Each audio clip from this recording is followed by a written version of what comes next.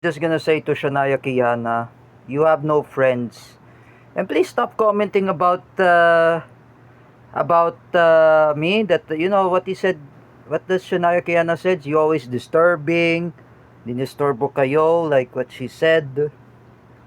You know, Shania Kiana, stop blaming anyone. You know, you're the one who intervened to the feud of Jerick Silva and Christy Mix.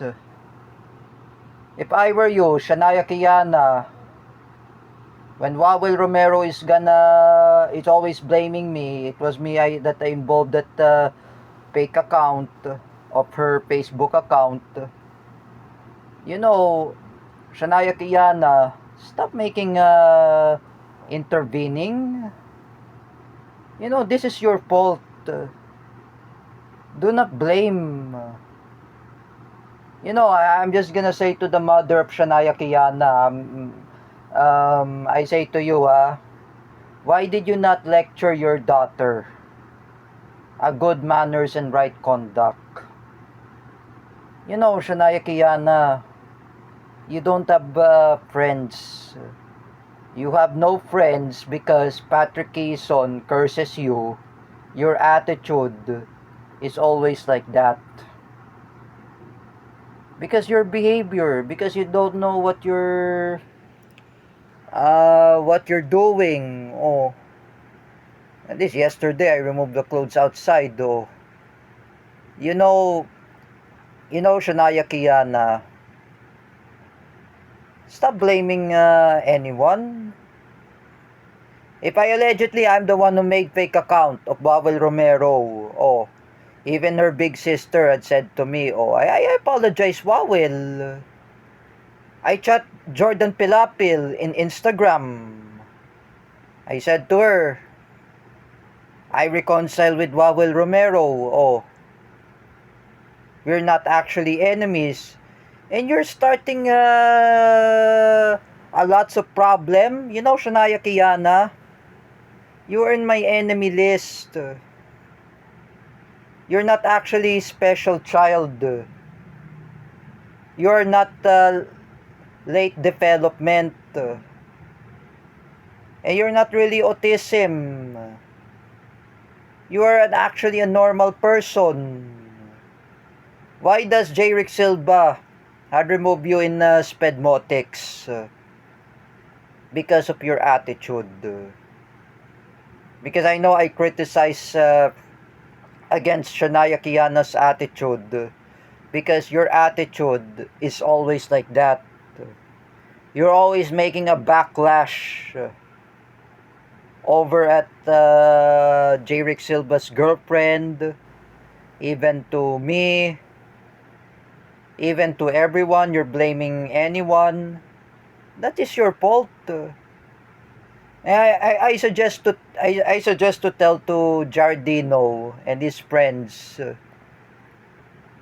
if all of you have Instagram, even John Paul Enriquez, Jamir Cruz, and even the rest of the others, block that imbasot Shania Kiana.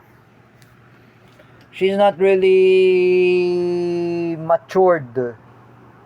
She's really immature, just like Teacher Alexandra Pagkalinawan, Mark Domingo Quazon Cruz, Paulo Cruzada, Gina Sejo, and Jeffrey Asedio, and Jim Macasandil. Oh, they are really immature. Unlike Zachary, I remember the tutorial of Teacher May is really immature. Oh, playing GTA. Oh, that's what I said before. Yesterday, I made my YouTube vlog. If I say to you, Shania Kiana, oh, you are really immature. You know that.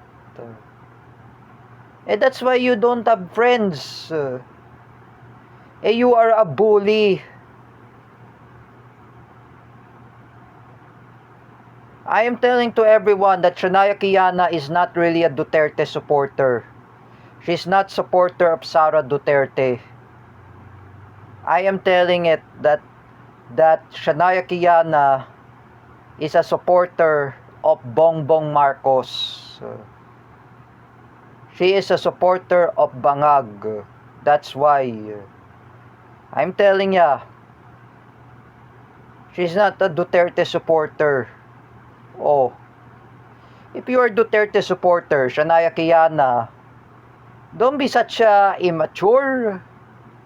Marcos loyalists are immature, like Kuya Kopio. Oh, unlike you, Shania Kiana, you are immature. Oh, this is really why that Juanes Impact and Patrick Quezon, they really hate you because of your attitude. Oh, you know, guys, I'm just telling ya, Ronald Rebena, if I say to you, even Rapasoko, both of you, please, both of you, block Shania Kiana in Instagram and TikTok because she is really immature. That why does Wawel Romero blaming me that I made the fake account? Oh, who is responsible for intervening of a fight? Me and Wawel. Oh, Shania Kiana.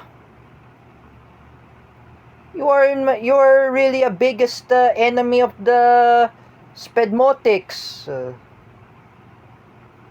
Like I said, why did you argue with those kids who were Spedmotics? Why do you even argue to anyone? You know, Shania Kiana, because of your adoptive daughter, you're forcing Jerick Silva and his girlfriend wants to be adoptive daughter like Lily. You know, Lily, that your cousin's parents didn't allow because of you.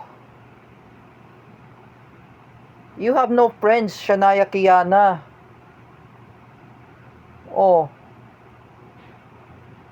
Even Terry Francisco blocked you in Instagram and TikTok. Oh. Because of your attitude. Just like I said before, folks, that Shania Kiana is really manipulative.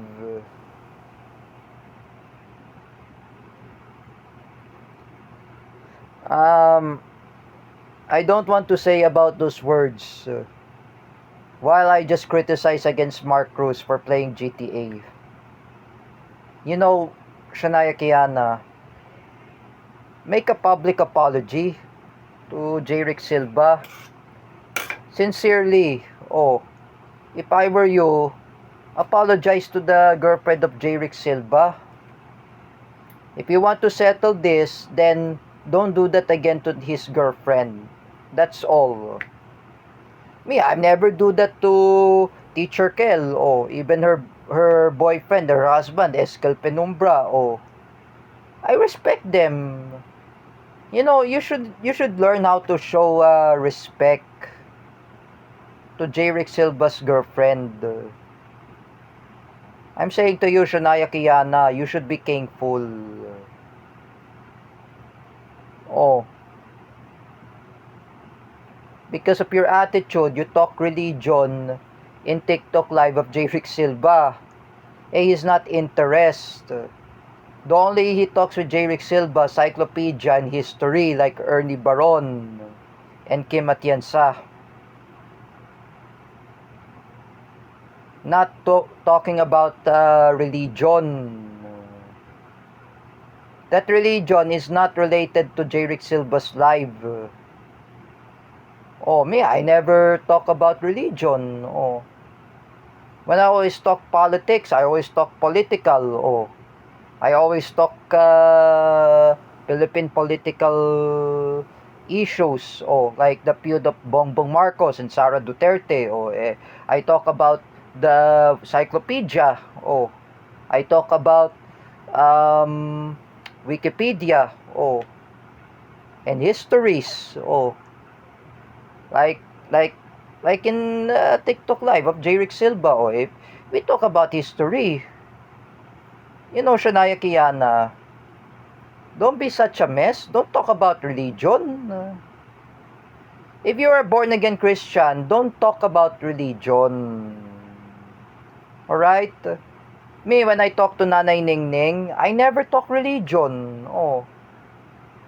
When I talk to, for example, in the time of David Gill, I never talk religion. That's 2017 or 2018 or 2019. We never talk about religion before he deactivate his Facebook account. Oh. You know, Shania Kiana, you are the biggest enemy of J-Rick Silva. You don't have really have a friends because you know you are a bully. Oh, Joseph Maspinas is asking me why you arguing his live-in partner. Oh, because of you. And you know what, Shania Kiana, when I was told by Wawel Romero's big sister, she said to me, "Who's Shania Kiana?" Oh, I respond, that person that she is really a bully and manipulative. Oh, you know, Shania Kiana, don't talk about religion.